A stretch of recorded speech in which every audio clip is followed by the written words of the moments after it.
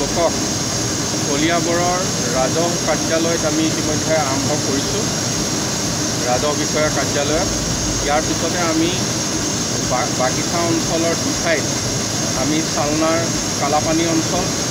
আৰু কেলিডেন অঞ্চলত সেই অঞ্চলৰ লোক যাতে পতা নিবলৈ বহু দূৰ আহিব নালাগে তেওঁলোকৰ নিজৰ গাঁৱতেই আমি পতা বিতৰণ কৰিম ইয়াৰ উপৰিও আমি ইয়াৰ পিছত আমি আমগুৰি যেটো আমাৰ বিশেষকৈ কাৰ্বি বসতিপূৰ্ণ অঞ্চল সেই অঞ্চলত বুঢ়াপাহাৰৰ ওচৰত আমি সেই অঞ্চলতো ভূমি পটা বিতৰণ কৰিবলৈ আঁচনি লৈছোঁ গতিকে আমি 450